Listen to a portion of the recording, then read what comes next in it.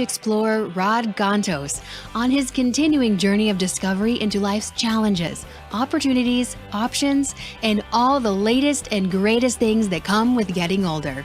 The Rad Life is brought to you this week by Your Home for a Lifetime, a company dedicated to empowering you to stay safely, independently, and comfortably in your own home. And now here is your host, Raad. Hey everybody, welcome to another episode of The Rad Life. It is the last month of the show. Paul's shaking his head. Sorry, but you know. I'm going to miss these last minute panic. Nobody has a clue what goes on before the show starts. And I always preface it by saying, what are you talking about exactly? I always I go do a quick story and then we'll let you launch in. So years ago, I was an entertainment publicist. Used to go down regularly to the local news channels. We get somebody on, or the Tonight Show or something. And I was always amazed. If you watch here in Los Angeles, KABC, for example, I'm just going to pick on them. Any of them are all the same.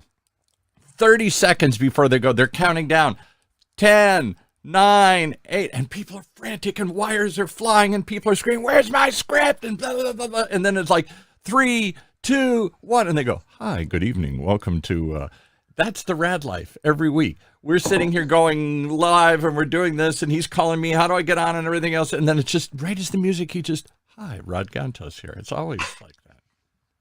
Always. I think I'll take that as a compliment. I don't. All I know is you just have this exquisite timing to the second. You know, you sit, you do it, and you act like no big deal, like you've been sitting there for 20 minutes preparing this. You were on 2 seconds. Actually, it's my second cup of coffee, but thanks for asking. So today, you have an equally mind-numbing conversation like you always have. It's not the first time that he has been here to mind-numb us anyway. We were chatting beforehand a bit. I'll let you introduce him here in a second, but he's got some radical ideas about housing here in Orange County. Okay. I don't know. Stop giving it away, Paul. Okay. You know, you just can't help yourself. 6 years into this, you still can't. You want the long tease, the 20-minute intro here. Yeah. So, like I said, everybody, thanks for joining us on the Rad Life. This month will be the last month of us doing this for 6 years. And so, first and foremost, I want to just thank everybody. For being there, being supportive, being part of this journey.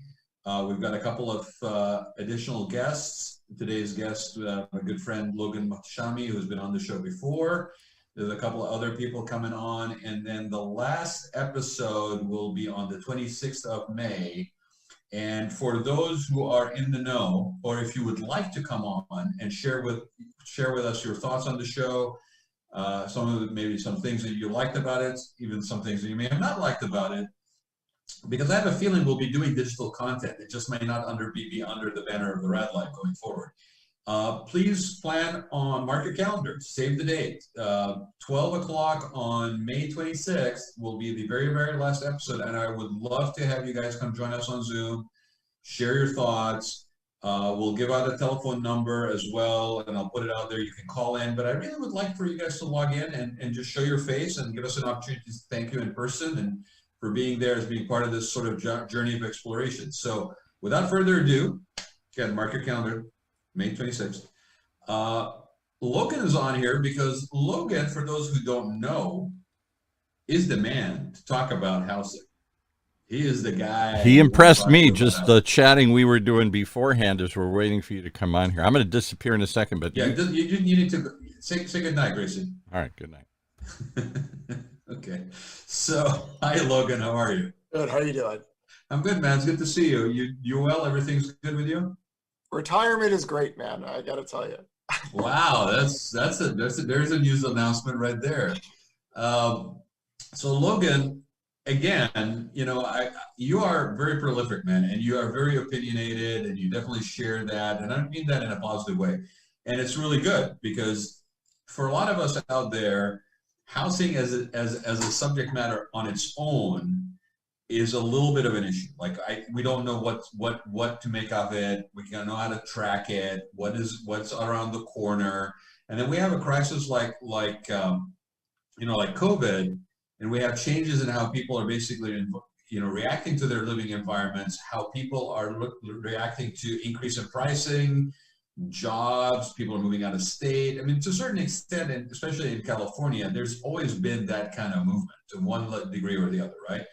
But we really are, I mean, I don't know, you tell me. I think we're experiencing a different situation here right now than I've ever seen, at least in the foreseeable past. And so for those who don't know you, take a minute and give them the background. And then let's delve into it, because I am, honest to God, I am at a loss of what's happening, why it's happening, what's around the corner, but at the same time, we all either own property or are basically impacted by property values and what we do as a business. So Mike's yours, my friend. Tell people who you are. Okay, my name is Logan Motoshami. I'm a lead analyst for Housing Wire. I've been a financial blogger specializing in the housing market and the general economy since 2010. I was also in the mortgage business for 24 years. I retired last year. So pretty much all I do is look at charts all day and night. And I think for this conversation, for me, for a lot of my work, the people that followed me for the years, I've always said that housing is a year's 2020 to 2024 story. And I talk with that premise, talking about 2008 to 2019, we're gonna have the weakest housing recovery ever. Now, the problem is that when people think recovery, they think of home prices, existing home sales prices, but it's really new home sales, housing starts, mortgage demand.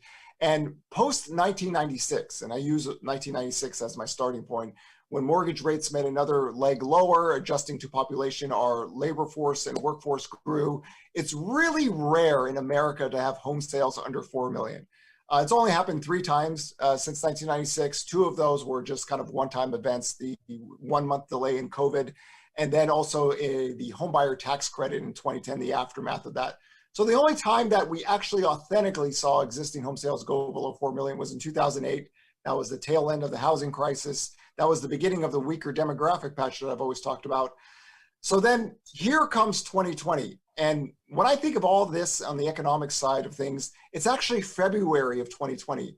The month before COVID hit us, housing authentically broke out data-wise. It was new home sales, existing home sales, housing starts, everything broke out right on cue, because years 2020 to 2024 has the best housing demographic patch ever recorded in US history. What I mean by demographic patch is that ages currently right now, ages 27 to 33 are the biggest in US history, about 32.5 million. If you take them plus move up buyers, move down buyers, cash buyers, investors, you put everything into the same boat. Total home sales, existing and new home sales combined, should be over 6.2 million, something that I've never forecast or never even talked about from 2008 to 2019. So here's COVID, right? Economic data was getting a little bit better toward at the end of 2019, and then January, February looked really good. So here's this crisis where it is generally not an economics crisis, but a health crisis. So on April 7th last year, I wrote an economic model called the America's Back. Right, and it gave people certain dates and data lines to follow, especially with the bond market and with COVID, that if this goes right, we'll recover in 2020. Okay. And then everybody said, how's that possible? Housing's going to crash. Well, there was no housing boom to start off with. Credit was fine. These homeowners, if you look at their profiles, were the best we've ever had. So after 5 weeks, we had this decline in purchase application data. It stopped. And then we saw this V-shaped recovery. All economic data pretty much almost had a V-shaped recovery for jobs, but housing just basically continued what it did. People buy homes for shelter. The trolling of housing over the last 8 or 10 years has been to talk about a crash and everything. And I call these the housing bubble boys. If you actually listen to their stuff as a data person, none of them have any idea what they're talking about, but they're really good grifters. Right? So doom and gloom sells everything, come click my subscription, none of their things were economically valid. So the conversation was lost and everybody assumed that we're going to go to crash. And it just didn't happen. Demand never actually went down. It was paused and then it just came back. In fact, I would argue that we never actually recovered the total existing home sales we should have had last year. We got to only 5.64 million. That's only 130,000 more homes sold than 2017 levels. So there's no credit boom here, but housing has built-in demographic replacement demand. So that is fascinating because it really shows that there's no real connectivity between what was going on in 2020 in terms of a health crisis and that, right? Yeah, I mean, it was really a delay. We oversold. We had in the stock market, they say you have oversold conditions. The fear of the virus and what it did to consumer behavior was the biggest economic event I believe I'll ever see in my life. Because usually we have very sticky economic data. It just went in a waterfall. Yeah. And I know myself in Irvine, I literally went to my Albertsons that's always packed in terms of food. There's hardly anyone there. It was sold out, everything, no bread, no food. And I was just getting baby carrots for my tortoise. And I was thinking, everybody's here is about to have a 1-year winter. This is not normal. This can't continue. So I told people by May 18th, things are going to calm down. And by July 15th, you're going to get the June data and housing should be fine. And that's exactly what happened. We just came back to where we were. Mm-hmm. So naturally, everybody thinks housing has to crash because of the 2008 model, right? Everybody thinks that, well, 2002 to 2005, you had a credit bubble. Home prices were well above per capita income. The credit that needed demand to stay at those high levels were going away. It's the exact opposite of that period. So there was no crash. And then naturally what happens, the housing bubble boys whiffed. So they said, well, it's forbearance. If it wasn't for forbearance, then housing would crash. Not true. Demand never fell. Demand was always stable and rebounded. You don't have an escape velocity of supply to crash prices, right? So demand was there. And now I even coined the term forbearance crash bros. Like these people aren't economic or financial people. They can't realize that these people are just going to get off of forbearance on their own. Forbearance was almost at 5 million. That's a little bit smaller than the shadow inventory. Within 1 year, forbearance has come down in half. Right. And well, they were looking for something to try to use as an excuse of what would potentially could happen. But no, I mean, the jobs came back. Sorry? And then the first wave. You froze, Logan. You're frozen. I'm not sure, people, what's going on here. We might be having a technical difficulty with the feed from Logan. But as he was saying, you basically are not looking at a bubble. You're not looking at something that's going to crash, and it flies in the face of what instinctively you would think is the case with COVID. Logan, welcome back. You kind of froze there for a second. Oh yeah. The reason, I mean, for people who are listening, the reason I wanted you to come on is because exactly that. Like the impression is, and I don't know whether it's because it's a human impression that we're going through difficulties, so therefore it will affect everything, or what have you, or maybe it's like it's time, or what have you. But it's like, or prices are going up, and so like, no, that's got to come down. This is not a bubble. To your point, this is not a bubble. This is not something that is unusual. The trend was going in this direction to begin with. It actually just did not react to anything. It just did its own thing through a period of time where people are basically looking at, well, we're in crisis. Well, not in this case. So the thing about it that I find fascinating is we're also continuing to not only have increase in price of value property, but also the fact that now, which again kind of flies in the face of what would be maybe conventional or messed up thinking, you have people that are basically putting on down offers, and then there's like multiple cash offers, counter offers that are coming in very quickly over a very short period of time. So can you speak to that? Because that's sort of a little bit of a different situation. And here's the unique pattern. This is not because housing demand is really booming. We have a credit boom in the previous cycle, but mortgage purchase application data, if you adjust it to COVID, it's not that much higher. What's happened is we have an inventory crunch. And if you look at total inventory from 2014, it's every year has gone down. Purchase application data from 2014 has gone up. So it got to the point to where it's 2020 to 2024. So this is kind of my little baby. I said, you have to worry about home prices taking off here, because one thing that's different in the post 2008, people are staying in their homes longer. Mm-hmm. From 1985 to 2007, the housing tenure was about 5 years. Post 2008, it's 10 years. So you could kind of see this coming, that as long as mortgage demand grew, total inventory will fall. Well, in 2020 to 2024, we just have a little bit more people that need shelter. And you have to look at housing as this. It's not like a stock. A lot of people treat housing like it's a stock that, well, people are just going to wait and pull back and buy. No, millions of people buy homes every year because it's the cost of shelter to their own capacity to own the debt. It's just that years 2020 to 2024 has the best housing demographics ever. It's never going to be like this ever again. We're never going to have this many people looking for homes. And unfortunately, what happened is total inventory has dropped down. And the only mechanism that's always cooled down housing in the previous cycle has been higher mortgage rates.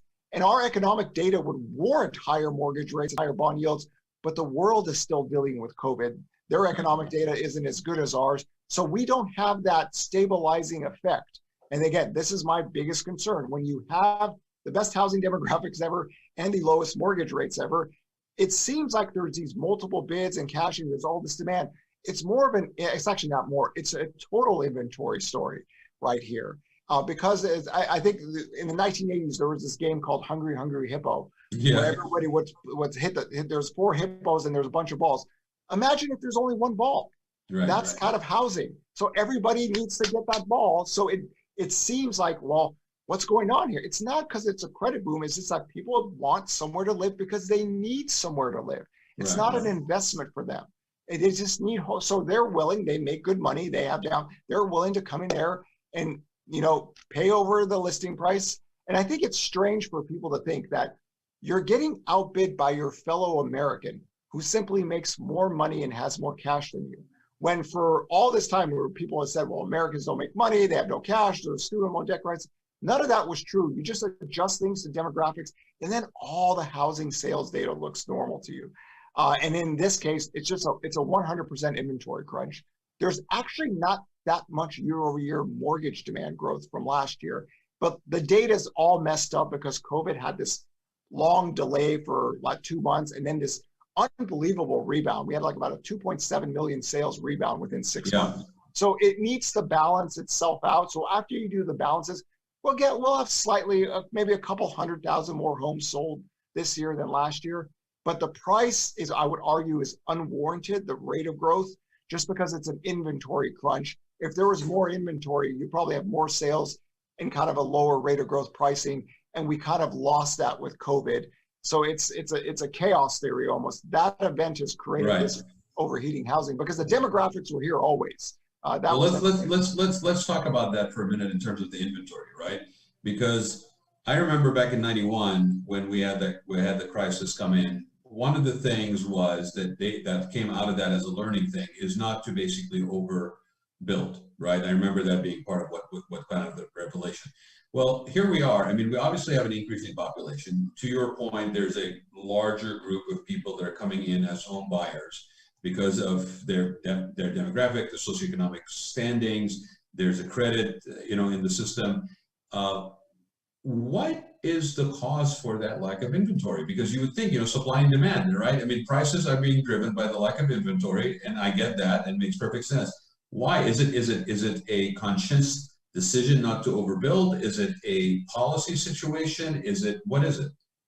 If you look at the new home sales data from 2008 to 2019, it was the weakest new home sales recovery ever in history. The demand for the builders never warranted it. And I always say that, when new home sales are doing good, when monthly supply is below 4.3 months. That never happened from 2008 to 2019. As soon as 2020 came, that occurred. So the builders never oversupply a market. They just basically build homes to which they can sell. So you had that problem. And then again, the housing tenure issue is problematic. If people are staying in their homes longer, if baby boomers aren't downsizing, this is what happens. You get an inventory crunch. So unless the government does federal deficit financing to build homes and nobody worries about not making money, then we're stuck by this equilibrium of supply and demand balance for the builders. And again, we built a lot of homes, from the 1950s and on. Builders, their main competition is the existing home sale market. That's a much bigger market, cheaper homes geographically all over. So they've got to be a little bit mindful. And people forget, in 2018, when mortgage rates hit 5%, the builders had a supply spike. Their stocks were down 30 to 40%. Yeah. So they're like, at that time, they're thinking, whoa, we got to slow production down. So they don't have too much to work with in the past cycle, because there were many years that they missed their sales estimates. But now, as you can see, you just ran into this massive demographic patch, and we see this in all the economic data for housing. Demand is just a little bit better now, but the inventory crunch is real. Well, and we've talked about this on the show too, with people who are basically aging in place, staying in their homes longer. You know, it's the property, like you said, it went from 5 to 10. I mean, that it doubled in terms of duration of time, right? So, and people are not really scaling down. They're not, I should say, slowing down. They're just maybe scaling down, or they're upgrading but staying in areas. I mean, it kind of makes perfect sense. Why would you, as you get older, basically move from a familiar environment that you're very comfortable in, unless you absolutely have to? So what do you see about the affordability? I mean, you got a whole bunch of people that are coming into this market. They're first time buyers. You know, and equally the people that are looking to sell their home. Let's say that people want to take advantage of the market right now because of the price point, right? And they want to sell their homes, right? What is the likelihood that somebody who sells their home today at the top of the market is going to be able to find an affordable alternative to stay within the area? Or is it basically, I made a decision to go out of state? Well, here's the thing. If there was an affordability crisis, the data wouldn't be looking like this. So the demand is fine. It's stable. What's occurring right now is that you have stress in the marketplace, not just from buyers, but sellers also need to find. So if you don't think that you can actually sell your property and find a home to live in, it's very difficult for a seller right now. Right. And one of the things I like to tell people, if you look at American home prices, we're so cheap compared to France, Canada, Right. New Zealand, Australia. Like those countries, their real home prices are so far ahead of us. There's no way we can catch them. So it might seem like there's an affordability crisis, or there's people can't buy. If you look at per capita income to home prices, we finally caught up. Where home prices actually caught up to per capita income. We're so far away from 2005 levels to where home prices deviated from per capita income. We're not going to get there anytime soon. But if this price increase keeps on happening, it will happen. It'll impact sales definitely down the line. This is why it's a very unhealthy housing market. And we need higher rates are the only thing that solves this, because there's not going to be a foreclosure wave. The forced selling maybe that some people thought with forbearance isn't going to be that big. And I do think in time we'll see that, because there's no credit bubble. And because there's no credit bubble, you're bounded by limits. And we see that this year. Demand is fine, but it's not booming. And this is why it's a very unhealthy market, because if it's one thing, if purchase application data, if it was really up 30, 40% year over year, then at least that's the demand pushing it through. If you do some major COVID adjustments, we're barely up. But we have these double-digit price gains. And then, of course, years 2020 to 2024, that's one of the things I talk about, is that's when people will move, right? That's the time frame, because we're going to have a lot of people ages 30 to 39. So it's the same thesis I talk about at every conference I speak at. People rent, they date, they mate, they get married. 3.5 years after marriage, they have kids. Years 2020 to 24, you get people moving. So even without COVID or the work from home model, you have people going to other states, or not even leaving the state of California. We see that in the data now. The other areas, right? Yeah, majority of people that left, let's say the big cities, actually just moved east a little bit, stayed in California. They didn't really go away so much. So it all makes sense, because again, if you're having kids and you need a little bit bigger room, you move a little bit. Or if you're downsizing, you can take your California or New York money and go to Boise, Idaho, or go to Montana, or go somewhere. Right. The prices there do not seem high to you. Like median price in Montana is $320,000. Here in Irvine, my 1-bedroom condo in my neighborhood is $500,000. So it's just, especially if you can work from home, or you're taking some of that income and some of that equity, or you're going to an area where you're like, you can't believe how small home prices are. So California is unique in the sense that there's America and then there's California home prices. So sometimes we get stuck with California home prices, especially near the water, and then everywhere else, it's not that expensive compared to California. So do you see any part of the housing sector? Because I mean, you got single family homes, you got multi-units, are you seeing any area in that housing or construction sector for housing that is in a different shift or a different play or coming up? Well, I think the big problem I see going on in the future is if lumber prices stay this high and mortgage rates rise, it's going to impact the sector. For now, lumber prices aren't a problem because the builders can handle it and they can still sell their product. The multifamily construction is actually weak, especially on a year-over-year basis, because a lot of the growth is coming to single-family homes. So you could probably see some growth in the future in the multifamily sector. But when higher rates come, I think the builders get hit with that because right now they're passing the cost on, or they're eating a little bit on the margin side. But lumber prices is really going to be difficult if mortgage rates go up 1% for the builders right now. And okay, so I know it's not necessarily your area as far as it's not housing, but let's just talk about real estate in general. What's the situation with commercial real estate? Do you have any idea like what's going on with that? Because that seems to be doing its own thing completely. And especially now with things changing as far as, remote work opportunities, people looking for hybrid situations, real estate allocation, utilization is shifting. One person did tell me though something earlier today that I found fascinating while we were basically all caught up in this hype of everybody wanting to work remote, and said to me that, well, that's all fine and dandy until some people come back into the office and then you realize that, wait a minute, I'm not in the room.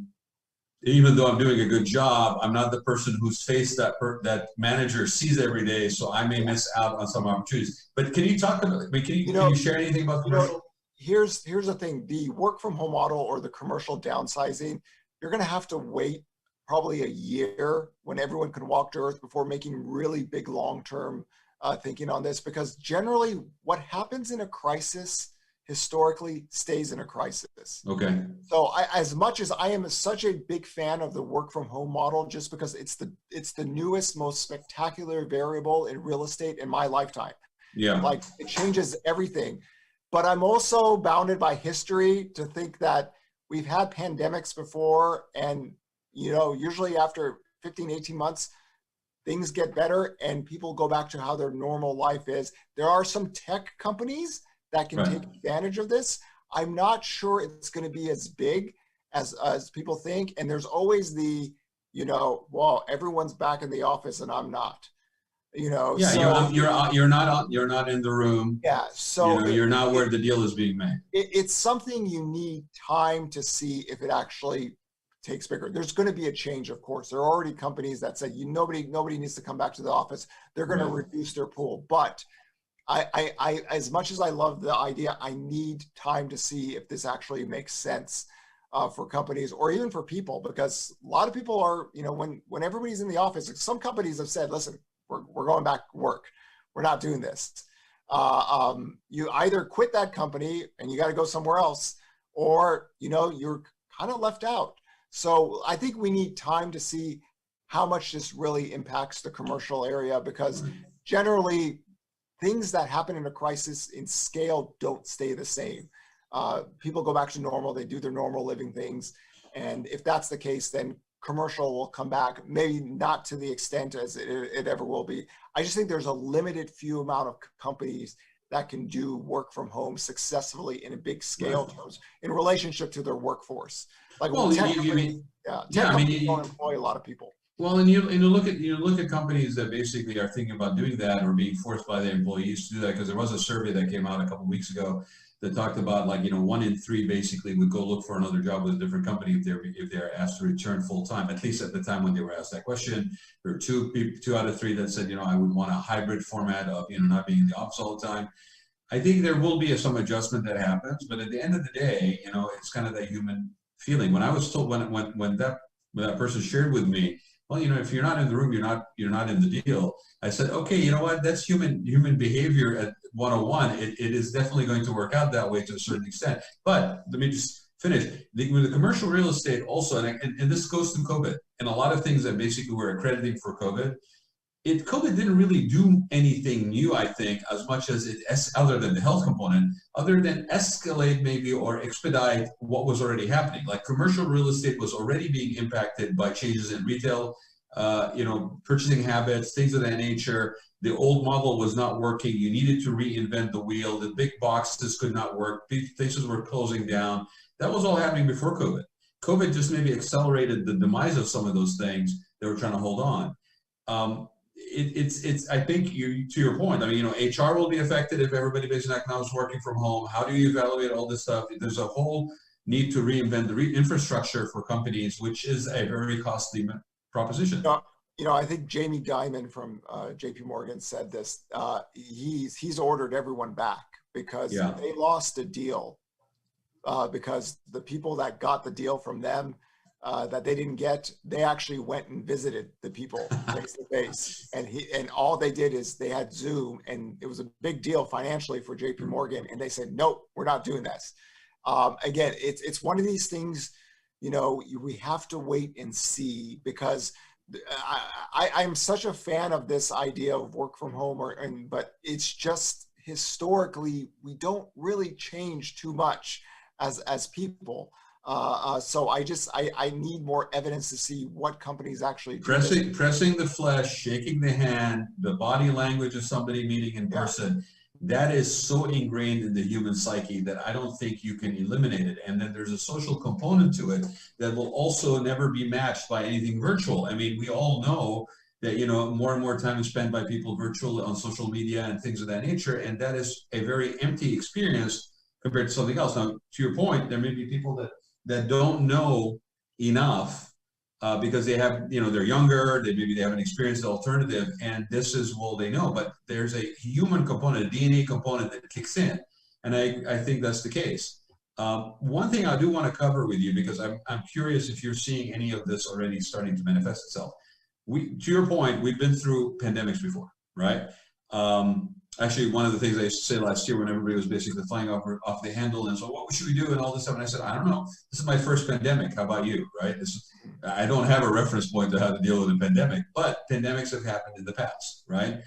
And anybody who doesn't believe that, go to Netflix and watch, and I'll post it somewhere. It's like American History or American Mysteries or something like that. And there was an episode that was on the 1918 pandemic. Ironically, it aired in March of 2019. So literally a year before the thing. So if you had watched that in 2019, you would have been basically prepared for what's going to happen in March 2020. And we've been through pandemics before. And pandemics in the past, from my perspective on the design side, have led to things like how we address bathrooms, how we address kitchens, materials that are used, things like that start off maybe in a medical answer to the solution to a problem that then basically translated into residential environments, and in fact became almost like a luxury product option as an upgrade. Are you seeing some of that stuff, like, for example, with air quality, water quality, things of that nature, that the human psyche has been altered in terms of what it's looking for because of this experience that we'll basically now start seeing into the built environment? Well, I got myself an air purifier for my house, To answer the question right there. Yeah, so I think companies and people develop new ideas through every crisis, and they look back to think about what could they have done better in their lives. So there's going to be a new wave of creations of things to be more healthy, maybe. Germs, stuff like that, where we don't really spend too much time on before. Now we get to see there's going to be a lot of investment, I think, into what you're discussing about, because again, if there's demand, if there's a need, money will go there. So I definitely do think there will be a new wave of kind of thinking of being healthy, retrofitting commercial offices or homes to a more a lifestyle that is just generally more healthy. And if this ever happened again, you're kind of a little bit more prepared for it. So there's always new things that come out from every crisis as well. So I do think that'll come, and it'll be very interesting to see where it goes with the money. As you can see, countries, people are flushed with the ability to borrow at very cheap rates. So it is something that we're doing our own major infrastructure a plan for the first time like ever that actually was a notable infrastructure. So we'll see some new retrofittings post-COVID that will be directly 100% correlating to what people experienced in the COVID crisis. Yeah, I think you're right. I think, and again, it's sort of a natural evolution of going through an experience like this, especially as a common experience. That's in this case a global common experience. And I think, you know, like I had a conversation also the other day about, like, you know, the fact that there would be some sort of, like, I would want to have maybe my digital record saying that I've been vaccinated. I've been vaccinated, 2 vaccines, I'm done. You know, I don't want to use the word passport because it's a trigger word, but, you know, like having that in place, because airlines are going to, for longer time than basically when restaurants are open, you don't have to wear a mask. Airlines are going to probably still require it.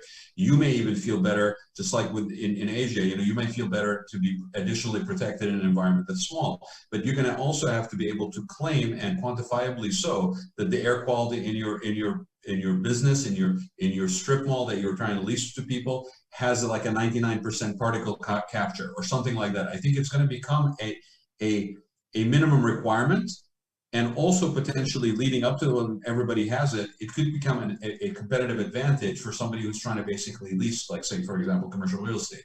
Homes, I know those systems out there right now that could go and retrofit existing air conditioning systems that would basically give additional energy efficiency on the existing units, plus do that 90% capture in the home. So you don't have to have the individual purification units in each room. You can actually have the whole environment protected. And I think you're right. The money will follow the innovation. The money will always follow the demand. If there's a demand for it, somebody's going to be an early adapter. They're going to bring it to the market. And that's going to be the case. Okay, so before we end, though, I want to ask you this, because we obviously are seeing also opportunity in the real estate business, right? In the home purchasing and property purchasing business, people are buying properties, they're turning them to Airbnb still. You know, where do you see? You said between 20 and 24, it's going to be a very interesting situation, right? So we are coming into 2021, or we are in 2021. Where do you see somebody who's basically looking to invest in the sector, or basically looking to take advantage of opportunities looking forward? Where is that? Well, I think the one area that we see in housing that is significant change are the second homes. I know in Lake Tahoe and some of these other kind of resort areas, they're booming. They're actually, in fact, the demand was so strong that some of the government agencies have reduced credit because it was above their cap ratios, you know. So that is an area that people took interest. It's not terribly big in the big picture of housing, but there was noticeable increase in demand for second homes in Palm Springs, Lake Tahoe, these kind of areas that people were grabbing in. Some of that has to do with work from home, right? So if you can work from home, and I'm just going to live in my Palm Springs place, you know. So there's some of that. I can't get a contractor to basically waterproof a cabin in Big Bear because the contractor has been so busy up there all year round, and a lot of people who own property are now working from those properties, and they didn't have proper lighting, they didn't have proper plumbing because it was just like a weekend getaway, and now they're staying in there a longer period of time, so they're upgrading all the stuff. Big Bear, Palm Springs, Lake Tahoe, these places that aren't as expensive as San Francisco, Orange County, and LA. Well, and it's also a local staycation sort of that has now become a workcation, right? Because it's proximity, it's close. You're not having to get on like public transportation or some sort of airline or whatever to get there. So there's a safety component. But yeah, no, that's interesting. So that's because of now, right? And some of this will basically then lend itself to that hybrid work environment. So I can basically do this. But what happens with those properties, basically, when we come back to a little bit more of a normal work environment, those second homes, are they now going to become an opportunity for sale? Is the price going to drop down? No, I think people rent them out. You know, got it. So it's an income revenue generator. Yeah, I mean, the thing about, you know, a lot of people asked me, they're like, all these so-called real estate investor experts that said housing was a crash, what did they do with their homes? None of them sold them. these so-called experts, none of these people sold their homes. It was a very liquid market. They didn't. And one of the things now is that people have to realize in a very low interest rate environment, a complete world that has low interest rates, rental yield is better than cash, it's better than bonds, and it's better than CDs. Absolutely. So a lot of investors, there's nowhere else they could put their money that will give them some kind of rental yield income. Right. And that's why they keep those properties. That's why you never saw the big wave of investors. Now, of course, the eviction moratorium, stuff like that has held some of these. There are going to be mom and pop landlords who are, get me out of this house. I don't want to be a landlord ever again. That'll happen for sure. But in big theory is that why don't investors sell? Because they're looking at the rental yield and it's good, and rents are going to pick up again because when people are working, especially if wages go up, that's where they could get the better than cash CD and bonds investments. Well, so and there's a lack of supply in that capacity, in that category too, right? I mean, as far as rental units, especially in bedroom communities like Orange County bedroom communities. Yeah, and I mean it's not as bad as the housing situation, but yeah, I mean I think the rental yield is too good to pass up for people that are looking to make money. So it's just one of these, like I'm a landlord. I haven't charged rent on my property since COVID started, so right. I'm not one of those people that are looking for the money. But I could totally see why people are holding on to real estate investment, because they're seeing, well, when these people are employed, they need somewhere to live. That rental yield looks really good when bonds, CDs, and cash are this low. Yeah. So again, the old adage of, as long as you don't have to get rid of real estate, hold on to it, because the appreciation, like in this case, rental income, all of that stuff is basically more golden than anything you can ever get as far as a return in all of the other possible investment situations, especially in areas like this where we're kind of like, because of location, destination, weather, all that stuff, all factors into basically the likelihood is never, unless you have a major economic meltdown, that you're not going to basically get hit with it, or the appreciation of value at least is not. Yeah, I think one thing people have to realize, the United States of America is very unique in the sense that for the next 3 decades, we're like the only mature economy that has a growing prime age labor force. There's other countries, of course, India, Africa, parts of the Middle East that are very young, but I'm talking about mature, developed economies. We're the only country. Japan doesn't have it. China doesn't have it. Europe doesn't have it.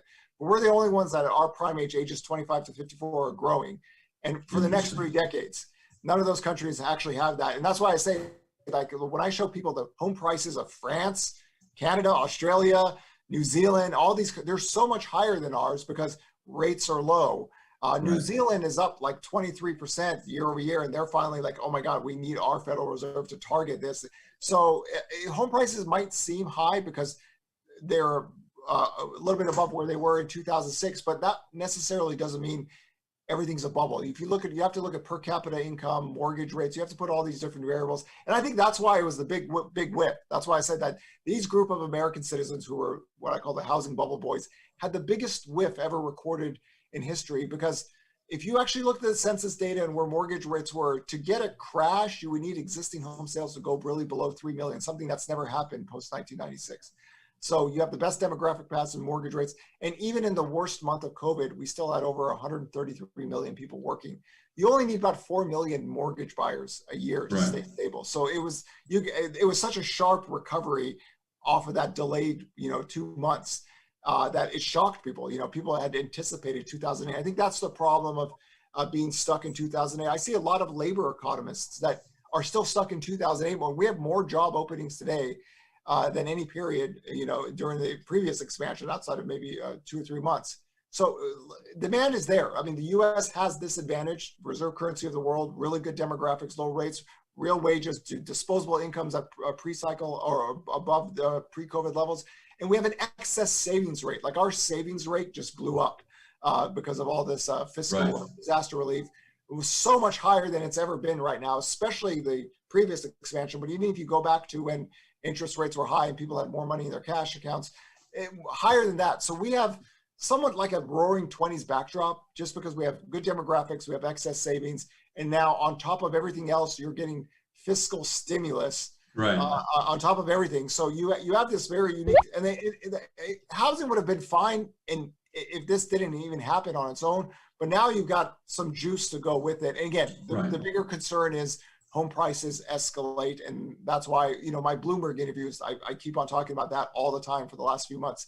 This is what we should worry about. Don't worry about this crash. We need rates to rise to cool this down, because this could get out of hand, and it's gone out of hand. If 2020 and 2021 hasn't showed you why demographics matter and mortgage rates matter, there's no time in history that it's not going to be that. So what do you think the likelihood is for those interest rates to go up? I mean, is that a way that they're going to basically use? We need the world economies to get back online, and that's the only reason. Our economic data warrants 4.5%-5% mortgage rates where we are, growth, inflation expectations, but the world economies aren't. They're not where we are, and that's holding rates at bay. Well, ladies and gentlemen, you've heard it from the expert himself. Where can people find out more about you and your coverage and articles? If you just type in my name, Logan Motoshami, there's tons of pages out there. I have my own blog, loganmotoshami.com. I write for Housing Wire. They're exclusive content articles for them. I go on Bloomberg once a month to talk about housing. So I'm out there. I've got a unique name, so it's not that hard to find. Yeah, and guys, I mean, seriously, he is my go-to. I blocked out everybody else because the man knows his stuff. He is very data. I mean, I don't think there's anybody who's more of a data wonk than you are. This is what I tell people. Economics done right should be terribly boring. People want to make economics like some sexy thing. No, economics done right is terribly boring. You always want to be the detective. Don't be the troll. Trolling people don't look at data. Be the detective. Let the numbers talk to you. Find it for yourself. Anybody can do it, right? But you can't be the troll. No, and you've always done that. That's what I appreciate as a person who has a degree in economics, a person who basically is looking for that sugar-coated 8x10 glossy. Right? Whether I like the story, I don't like the story, but at least it's very informative. And I think, again, I encourage everybody to basically follow Logan, listen to what he's doing. He's really usually way ahead of the curve on a lot of this stuff. And he just gave you projections to 2024. So you heard it from the guy himself. Logan, thank you for being on the show again. I really appreciate your time, my friend. It's good to see you. I hope to see you next month. Look for an email from me. I just sent you one today. Is Logan going to be at the wrap party? It's by invitation only. Don't be giving it away. All right. Private wrap party for this show here. Call Raad to get in because reservations are going fast. We're having a wrap party next month for the Raad Life, again, to really celebrate the guests and the people that have been extremely supportive over the last 6 years. And like I said earlier, I don't know that we're walking away from digital content development. However, the Raad Life, I think we have interviewed a lot of people. We've had pleasure of having people on like Logan here, and it's good. I think I'm going to be developing some other people's shows, giving people another chance to have a voice and kind of help them amplify it. And I'm sure I'll show up. I mean, Paul and I were talking about maybe doing a special Raad Life, like maybe election season or on topics like affordable housing and stuff like that. So stay tuned. There may be some, you might not be done with me completely, but thanks everybody. Thank you, Logan, Paul, always a pleasure. And join us next week. We're going to have a lady on that we're going to talk about style in the age of Zoom. What? I'll leave you with that. All right. Thank you, Logan. Have a great time, everybody. Thanks for being on the Raad Life with us again this week. See you next week. You have been listening to the Raad Life Radio Show with your host and age explorer, Raad Gantos, brought to you on the one and only octalkradio.net. Join us again next week as we continue our journey of discovery into life's challenges, opportunities, options, and all the latest and greatest things that come with getting older.